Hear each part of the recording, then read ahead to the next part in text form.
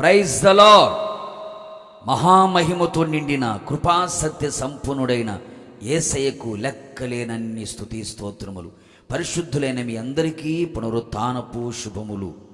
ఈ దినపు యేసయ్య జీవపు మాట. హగ్గయి గ్రంథం 2వ అధ్యాయం 7వ వాక్య భాగము.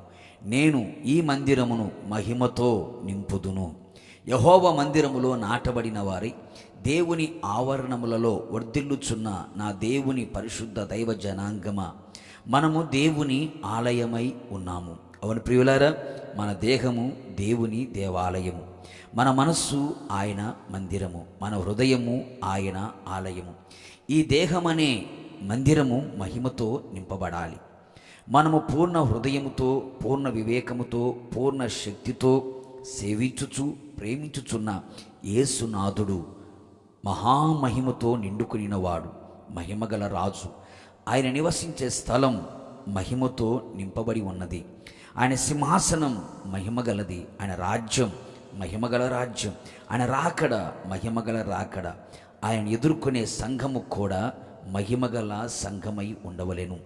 ఏ భేదము లేదు. అందరూ పాపము చేసి దేవుడు అనుగ్రహించే మహిమను పోగొట్టుకొనుచున్నారు. పాపము మానవుని మహిమను పోగొట్టుకునేటట్లు చేసింది.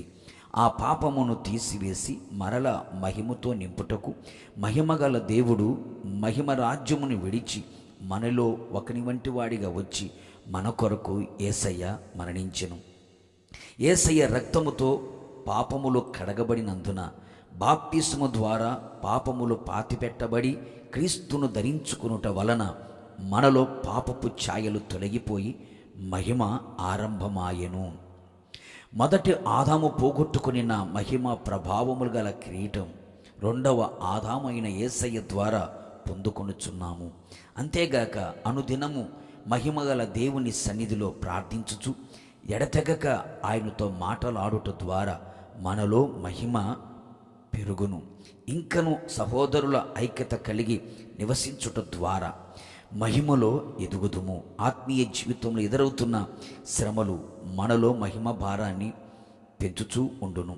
దేవుని సన్నిధిలో పరిశుద్ధమైన జీవితము కలిగి నిందారహితులమై వాక్య సహవాసము కలిగి జీవించుచు వాక్యముతో ఉదక స్నానము చేయబడుచు ఉన్నప్పుడు ఆయనను స్తుతించుచు పరలోకమును గూర్చిన దర్శనము కలిగి నిరీక్షణతో ముందుకు కొనసాగుచున్న మనము ఆత్మచేత ముద్రించబడి పరిపూర్ణముగా అభిషేకించబడి ఆత్మచేత నడిపించబడుచు, ఆత్మచేత శారీరక క్రియలు చంపిన వారమై ఆత్మచేత జీవింపబడుచున్న మనలో ఆ ఆత్మ మనకు మహిమ నుండి అధిక మహిమలోనికి నడిపించి యేసయ్య పోలిక సారూప్యము కలుగు చేసి దీన శరీరమును మహిమగల శరీరమునకు సమమైనదిగా చేయును.